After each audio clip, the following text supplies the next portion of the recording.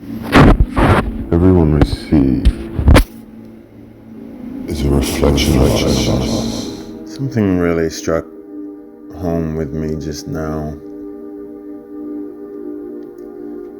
And it was through a video clip on Instagram or YouTube or one of them.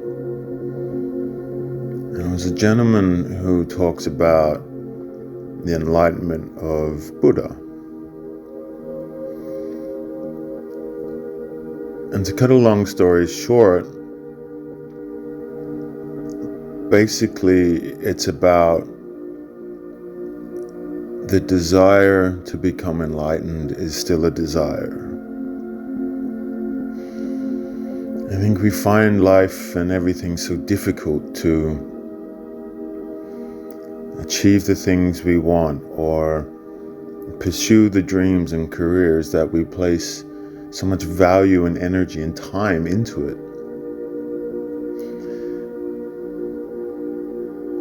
But as with the Buddha there, with the enlightenment story about how you can desire something so much, even if it's good, that it is still a desire, and it is only until you remove yourself from that desire and just sit in the moment, which is the present moment, that's when the enlightenment happens. Void of any desire or need or lust for even the good. And I think if we all sit down and take the time to look at it, that there is always that desire. You can have the most patient of people. You can have the people that just acquire everything. And then when you look at your own situation, you wonder, well, why isn't it happening for me? I put so much effort in, I do the right things, and yet I know I'm on the right path, but nothing seems to come as easy as the others. Well, sometimes it is just that. It's that it is more of a desire than the things that we have let go. We are placing so much energy and attention on the desire to be enlightened, the desire to want to heal people, to help people, to create a new world, that it is only until we let that go into the hands of the universe will we be presented with that idea or that opportunity. And I think if you sit down and you really tear that apart or break that down, however you want to look at it, it makes sense.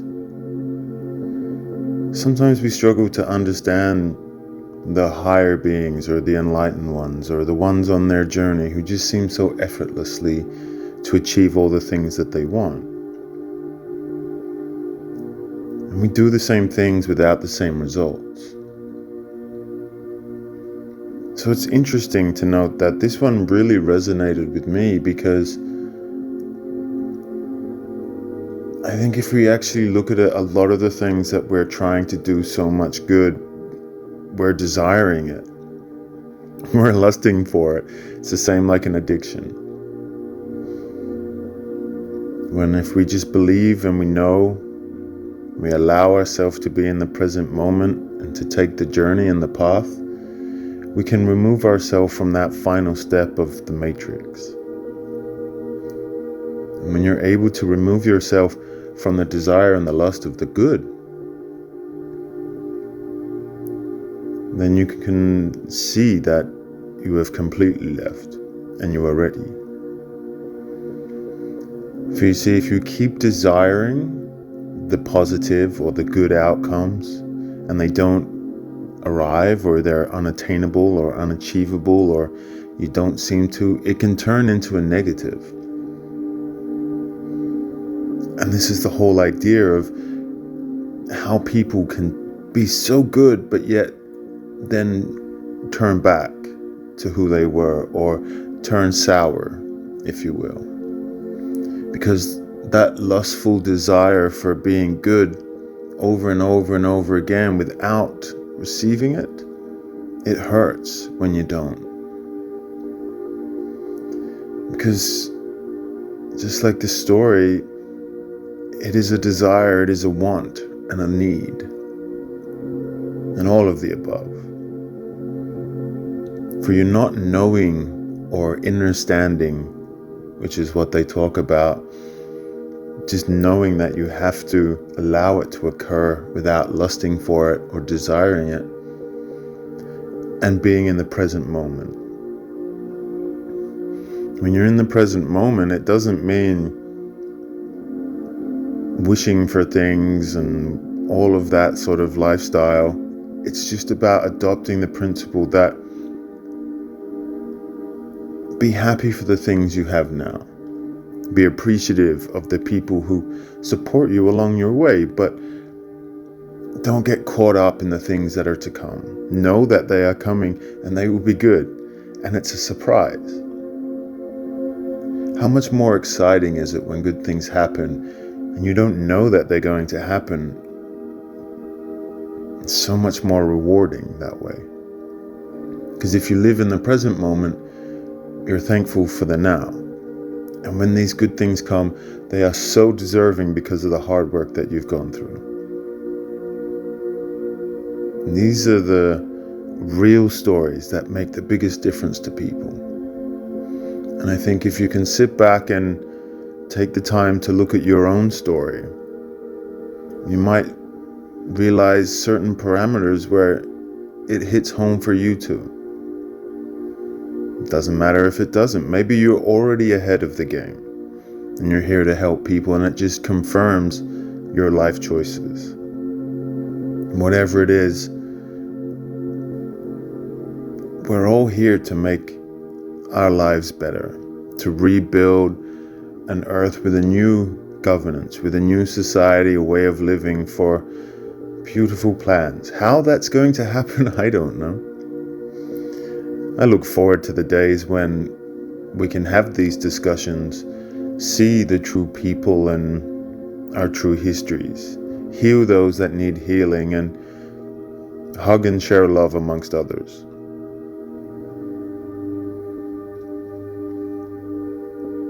If you are going to desire something, desire that. Desire the blessings for healing others and nature. Things that is what you desire to see. But know that you will become that enlightened if you so wish it. But live in the present moment.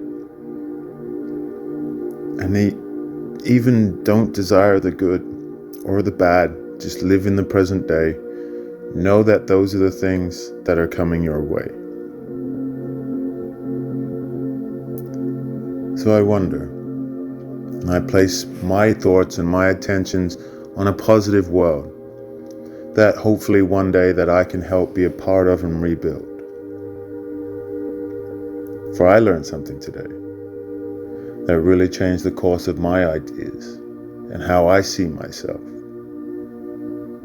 And I hope that one day I can tell you exactly who I am, what I am, where I come from, my story. For I believe I can help change the world, guide people into a new way. I want to heal people with my hands, my voice, and my heart. From animals to nature to people, all of it. Do I believe it? Absolutely. Do I know it? 100% and more. Do I know how it's going to happen? I have no idea. But I'm excited about it, and I look forward to it. For this is my journey, and this is my reality. And I look forward to the day of enlightenment and the rising up of the people.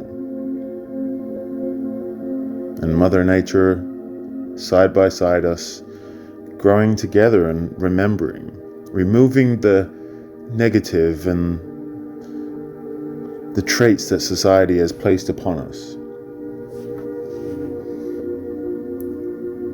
We hear it all the time about being thankful for present moment, but I don't think people really understand the true value of what it means. So I hope by listening to this, you can have a better understanding of what it means to live in the present without desire for the future, without thinking about the negatives of how you're going to pay the next bill or what happened in the past. It's about learning and moving forward upon your journey.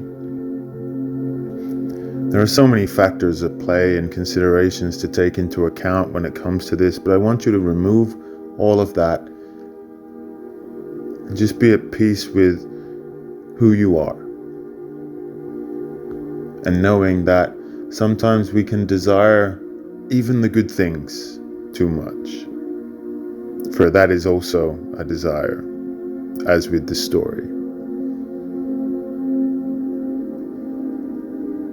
So with peace and love and a higher enlightenment,